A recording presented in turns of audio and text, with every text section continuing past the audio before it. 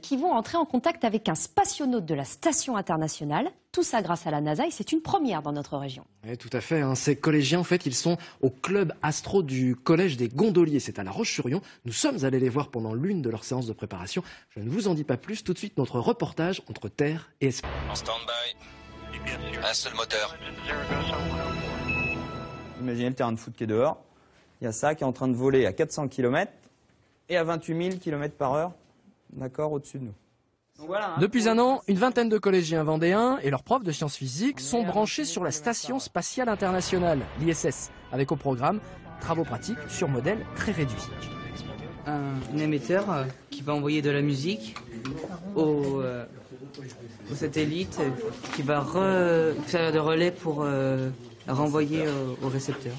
Test de transmission sur maquette, bidouillage en tout genre, Thomas, Camille, Lucien et tous les copains du Club Astro se préparent chaque jeudi midi pour le jour J, le jour du contact radio avec un astronaute de la station spatiale. Le feu vert final de la NASA doit arriver dans moins de 6 mois. Et d'ici là, on n'oublie pas la pédagogie avec un petit retour sur les origines des transmissions.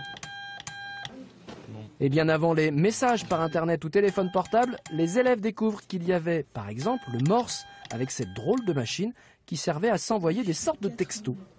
Je préfère les SMS parce qu'il y a des lettres sur les touches. Et puis là, on entend juste des bips.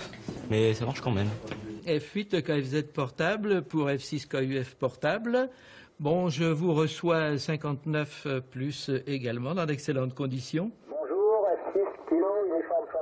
Après les essais, les tests en classe, une communication cette fois grandeur nature, en petit comité, avec des radios amateurs de Vendée. Il s'agit ici de tester une vraie transmission longue distance, non pas vers l'espace, mais avec un autre collège dans la Vienne. Le principe, un échange de questions-réponses autour de l'ISS, bien sûr.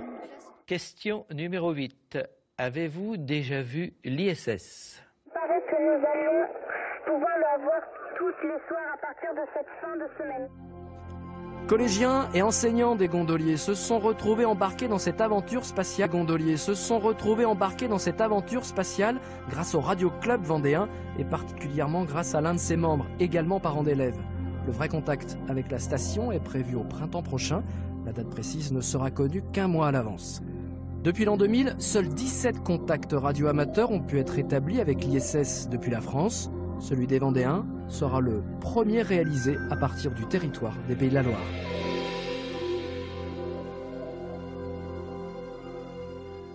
C'est vraiment génial, ils en ont de la chance ces collégiens. Alors est-ce que n'importe qui peut déposer un dossier pour discuter comme ça avec un spationaute? Oui, tout à fait. Alors il y a quelques conditions à remplir quand même. La première, c'est d'avoir un projet pédagogique quand même. Ça peut se faire dans un collège comme on l'a vu, mais aussi dans un lycée, à l'université ou même en primaire. Deuxième chose très importante, c'est de s'associer à un club de radio amateurs. Vous voyez une adresse apparaître, c'est celle du réseau des émetteurs français. Et vous trouverez sur ce site tous les contacts département par département, si ça vous titille. Allez, on redescend sur Terre, il faut bien un moment ou un autre. Les vacances de la Toussaint, c'est dans quelques jours. Quelques idées de sortie avec vous.